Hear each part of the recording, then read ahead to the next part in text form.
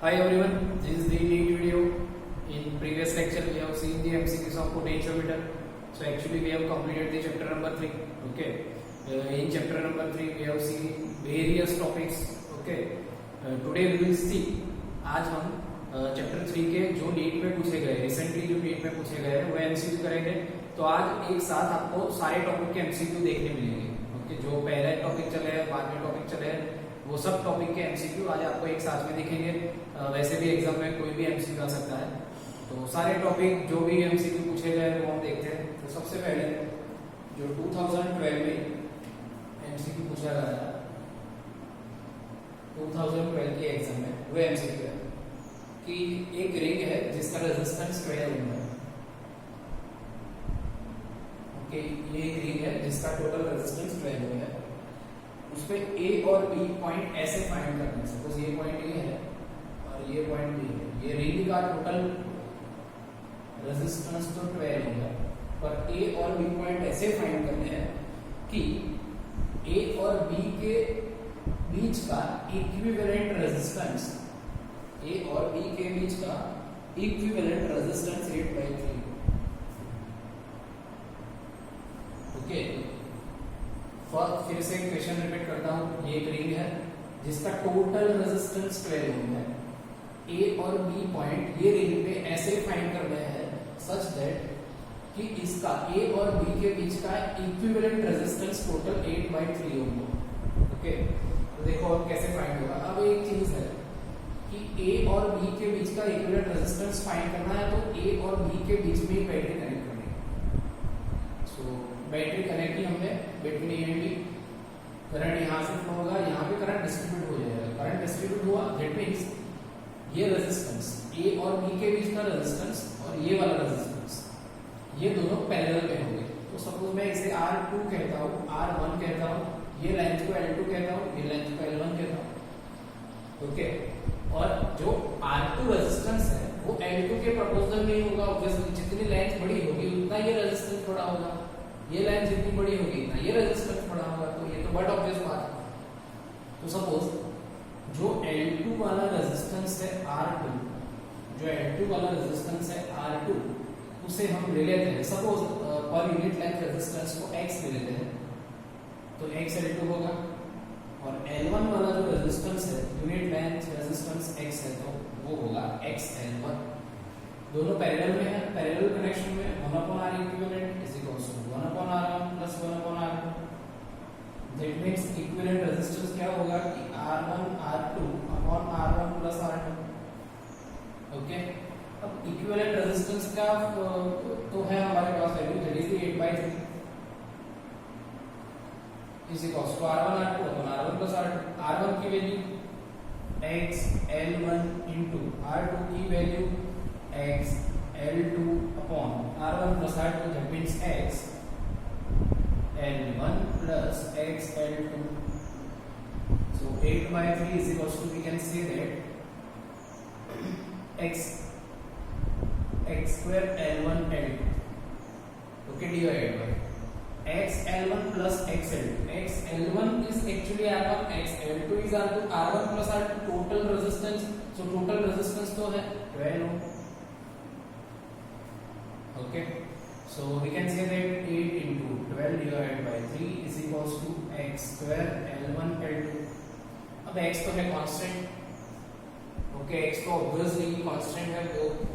तो हम अगर L1 by L2 फाइंड करना है तो सबसे पहले L1 L2 फाइंड कर लें. L1 L2 तो वो होगा 8 into 12 divided by 3. Okay, so L1 L2 is equals to 3 4 so 32. So this is the one formula. L1 L2 is equals to 32. Or we can also say that X square L1 L2 is equals to 32. Suppose this is the formula number 1 and formula number 2 is we also have X L1 plus X L2 is equals to 12. So X L1 plus L2 is equals to 12. So this is the formula number 2. From formula 1 and 2 you can find out the ratio L1 and L2. Okay, from formula 1 and 2 you can find out the ratio L1 and L2 and वही हमको हमें पूछा है. Okay, so this is how you can solve the example that is asked in 2012. एक चीज आपको याद रखनी है ऐसे एग्जाम्पल में कि अगर एक वायर है जिसे सर्कुलर बना दिया है और उसके दो पॉइंट के बीच का इक्विवेलेंट रेजिस्टेंस चाहिए, तो ये दो पॉइंट के बीच का इक्विवेलेंट रेजिस्टेंस फाइंड करने के लिए जो दोनों रेजिस्टेंस R1 और R2 दोनों पैरेलल में लेने होंगे. ओके, सीरीज में एक चले. तो ये एक चीज है जो आपको याद रखनी है. नेक्स्ट एमसीक्यू पावर वाले एमसीक्यू ज्यादातर पूछे जाते हैं.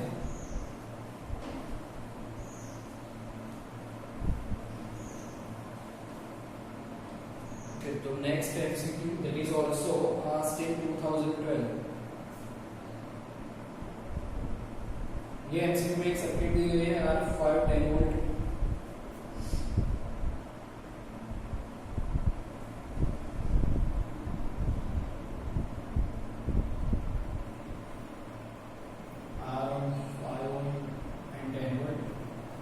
Circuit is given like this. Total power loss in this circuit is 30 watt. Okay, total power loss in this circuit is 30 watt. So find out the value of resistance R. Now, what is the total voltage of this circuit? That is 10 volt. What is the total resistance of this circuit? R and 5 both are in parallel. So 5R upon 5 plus R. Now actually power P is equals to V square upon R equivalent. So P is equals to 10 into 10 upon R equivalent. Place this value. That is 5R and divided by 5 plus R. Power is 30. So 30 is equals to 100 into 5 plus R upon 5R. So 30 is equals to actually 20. 30R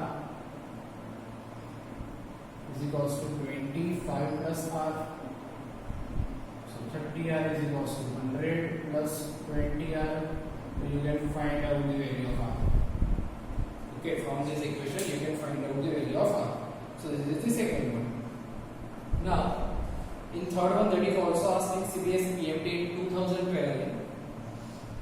Then actually we are opted to find out the graph or V versus R for a battery of EMF epsilon and internal resistance R. So actually we are asked that if there is a battery of EMF epsilon and internal resistance small r, then if external resistance R, capital R increases, if external resistance capital R increases, then draw the graph of potential terminal voltage V versus R. Okay, now there is the formula actually V is equals to epsilon minus I. Okay, this is the formula. In this formula V versus R graph V versus R capital R graph पूछा गया है. एक तो ये formula है और दूसरा ये भी है कि V is equals to I. Okay, तो ये ग्राफ पूछा गया है. डायरेक्टली हम ग्राफ याद रखो. तो इसका ग्राफ ऐसे आएगा.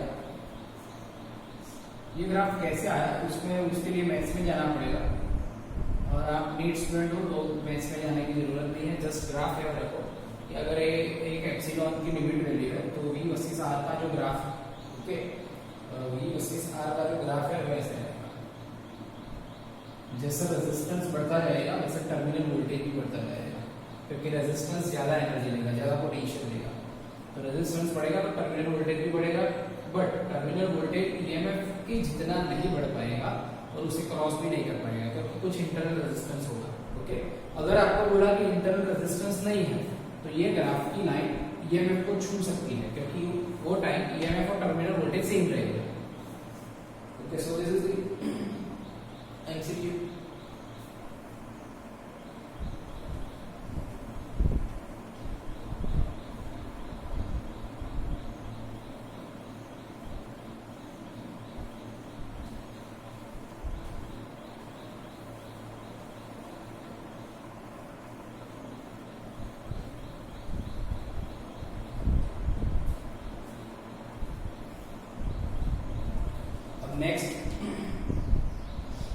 नेक्स्ट जो है वो 2030 नीट 2030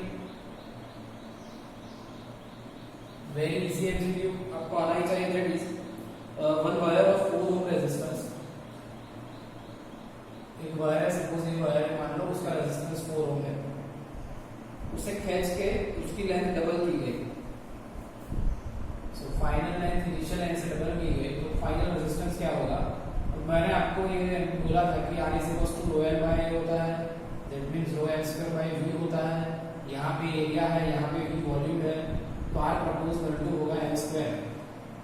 तो लेंथ जो बढ़ेगी तो रेजिस्टेंस तो बढ़ेगा ही, लेकिन लेंथ डबल होगी तो resistance L square that means 2 square 4L square के प्रपोजल से बढ़ेगा। तो रेजिस्टेंस जो है R' वो हो जाएगा 4R। ओके, रेजिस्टेंस के 4 गुना हो जाएगा। तो इनिशियल रेजिस्टेंस 4 ओम है, तो फाइनल रेजिस्टेंस होगा 16 ओम। ऐसे बहुत सारे एमसीक्यू किए हैं। ओके, अगर लेंथ इतने गुना हो गई तो रेजिस्टेंस कितने गुना होगा, लेंथ अगर इतने परसेंटेज बढ़ती है तो रेजिस्टेंस कितना परसेंट बढ़ेगा, ऐसे एमसीक्यू आ सकते हैं। तो ये नीट में पूछा था एमसीक्यू। अब नेक्स्ट वो भी नीट 2013 का MCQ.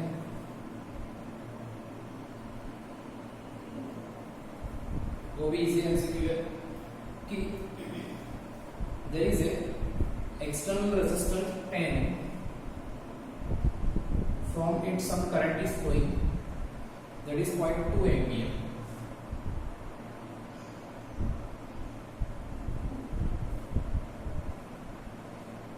and we are given one cell of EMF 2.1 volt, and we are asked to find out the internal resistance of this cell. Okay, so in external resistance 10, current 0.2, EMF is given, and we are asked to internal resistance, that is simple, V is equals to epsilon minus IR. So IR is equals to epsilon minus IR, so we can say that epsilon is equals to IR plus IR. Sorry, we are asked to find out small r.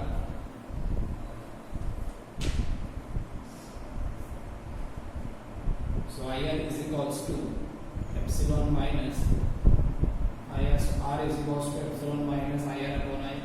All the values are given, just place the values. Just place the values, you will find out your answer. Okay, epsilon 2.1, I 0.2, capital R 10, I again 0.2. So you will find out your answer of internal resistance. Okay. Now एक और MCQ है जो 2013 में पूछा गया था, उसका basic जो है वो पहले क्लियर कर दो। सपोज एक वायर है, उसमें से करंट I फ्लो हो रहा है, उसका रेजिस्टेंस R है। अगर करंट I फ्लो होगा, बैटरी भी है, तो ये जो वायर है उसको कुछ इलेक्ट्रिक एनर्जी मिलेगी। वो इलेक्ट्रिक एनर्जी मिलेगी तो उसका जो टेम्परेचर है वो भी बढ़ेगा, और वो हीट एनर्जी के प्रपोजल में हीट एनर्जी के रूप में एनर्जी को डेसिपेट करेगा। तो दैट मीन्स जो हीट एनर्जी डेसिपेट करेगा वायर, वो क्या होगी? तो जो इलेक्ट्रिक एनर्जी होगी वही। अब हीट एनर्जी की फॉर्मूला क्या है? mc delta T. Heat energy की फॉर्मूला है mc डेल्टा टी, और इलेक्ट्रिकल एनर्जी की फॉर्मूला क्या है? तो I square R T. Okay, तो हीट एनर्जी की फॉर्मूला है mc delta T, electric energy की फॉर्मूला है I square R T. Actually ये है कि there are 10 cells and connected in series connection. 10 cell है टोटल, फर्स्ट कंडीशन में 10 सेल है, सीरीज कनेक्शन में कनेक्ट कर दिया है। ओके, एंड उसके साथ एक वायर कनेक्टेड है, वो 1 मीटर लेंथ का है, तो इसकी length 1 metre. In time small t, its temperature is increased by, in small t time, its temperature is increased by 10 degrees Celsius. So increase in temperature delta T is 10 degrees Celsius. If now length of this wire, in second case, length of this wire is suppose 2 meter. Okay, then, and we are asked that temperature 10 degree Celsius ही बढ़ाना है, तो number of sales कितने लेने पड़ेंगे? देखो case ध्यान से question. First ये वायर है 1 मीटर लेंथ का, बैटरी से कनेक्ट कर दिया, 10 सेल से कनेक्ट कर दिया, तो टी टाइम पे उसका टेम्परेचर बढ़ा 10 डिग्री सेल्सियस। अब पूछा गया कि ये वायर की लेंथ 1 मीटर की जगह पे 2 मीटर ले लो और इतने ही टाइम में हमें इतना टेम्परेचर इंक्रीज करना है, तो उसके लिए नंबर ऑफ सेल्स क्या लेने पड़ेंगे वो पूछा गया। तो आपको आनी चाहिए ये formula mc delta T is equals to I square R T. Okay, ये टी टाइम है, आर रेजिस्टेंस है। अब ये फॉर्मूला से एग्जांपल कैसे होगा वो भी देख लो।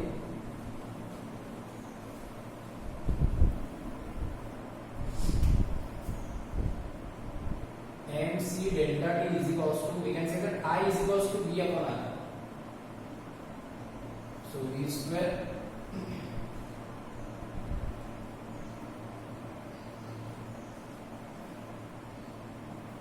तो हम डायरेक्टली ये फॉर्मूला यूज करते हैं v square by r t। Okay, because current is not given, potential is given. So mc delta t is equals to v square by r is equals to, now v is total potential। First condition में n की value क्या है? 10 है, तो total potential actually क्या होगा? 10 into potential of one battery square r is equals to rho l by a into t। अब ध्यान से देखो तो मास वायर का ये m जो है वो है मास, जो कि वायर का मास है। ओके, वो कांस्टेंट रहेगा, c स्पेसिफिक हीट वो भी कांस्टेंट रहेगी एक केस के लिए, रो रेजिस्टिविटी भी कांस्टेंट रहेगी, एरिया जो है वो भी कांस्टेंट रहेगा, टाइम तो ऑब्वियसली कांस्टेंट है, और एक बैटरी का जो सेल है वो भी कांस्टेंट किया हुआ है। तो हम बोल सकते हैं कि डेल्टा टी जो है, डेल्टा टी वो प्रपोर्शनल टू होगा n, n means n v square by l। Okay, v square की जरूरत नहीं है, v भी कांस्टेंट है, एक सेल का ईएमएफ और वोल्टेज वो भी कांस्टेंट है, तो डेल्टा टी प्रपोर्शनल टू होगा n स्क्वायर बाय l। ये फॉर्मूला यूज करके आप फाइंड कर सकते हो कि बाद में अगर लेंथ 2 मीटर हो जाए तो कितने सेल्स की जरूरत रहेगी। ओके, तो ये एमसीक्यू कर देना, अच्छा एमसीक्यू है। तो I hope you have understood this topic MCQs. From next lecture we will start the chapter number 4। Thank you.